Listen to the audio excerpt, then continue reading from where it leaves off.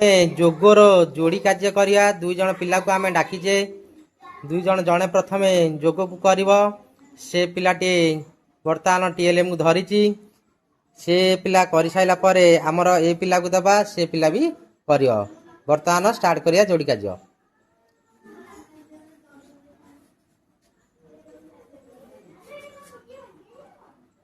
ଦେଖନ୍ତୁ ସେ 5 ଆଉ 2 ରେ ଥୋଇଛି। 5 ଆଉ 2 ରେ ମିଶେଇଲେ ହେଲା କେତେ? 7। 7 ବର୍ତ୍ତମାନ 5 ଆଉ 2 ମିଶିଲେ 7 ବୋଲି ସେ ଲେଖିଲା। ଆଉ ଗୋଟିଏ ବର୍ତ୍ତମାନ ମିଶ୍ରଣ କରୁଛି।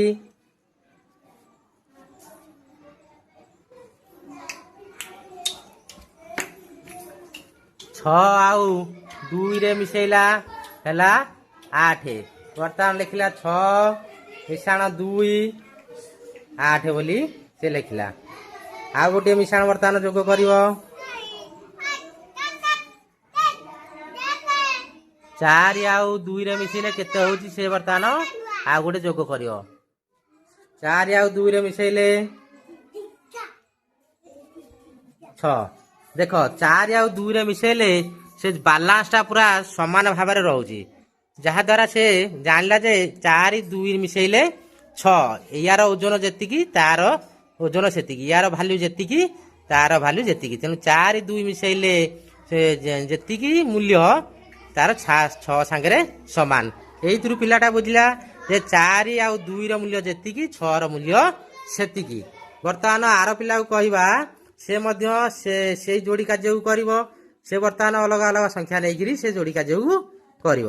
ସେ ଯୋଡ଼ି କାର୍ଯ୍ୟକୁ ସେ ବର୍ତ୍ତମାନ ଥୋଇଲା କେତେରେ କେତେରେ ରହିଥା 5 ମିଶାଣ 4 ଟିକେ 5 ମିଶାଣ 4 ହେଲା କେତେ ଆମର 9। ଦେଖ 5 ର ମୂଲ୍ୟ 5 4 ର ମୂଲ୍ୟ ଯେତିକି 9 ସାଙ୍ଗରେ ସମାନ ହଉଛି। ସେ ବାଲାନ୍ସଟା ପୁରା ସମାନ ହଉଛି। 5 4 ମିଶିଲେ କେତେ ବର୍ତ୍ତମାନ ସେ କରିବ 9। ବର୍ତ୍ତମାନ ଆଉ ଗୋଟେ ଯୋଡ଼ି କାର୍ଯ୍ୟ କରିବ।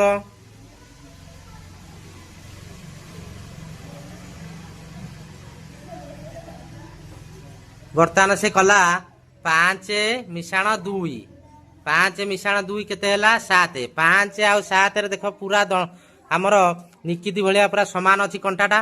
5 ଆଉ 2 ର ଭାଲ୍ୟୁ ଯେତିକି 7 ର ଭାଲ୍ୟୁ 7 ର ମୂଲ୍ୟ ମଧ୍ୟ ସେତିକି। 5 2 ମିଶେଇଲେ 7।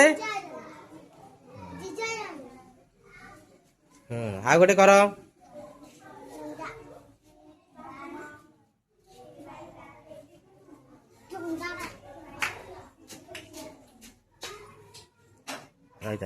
ଆଉ ଗୋଟେ ବର୍ତ୍ତମାନ କଲା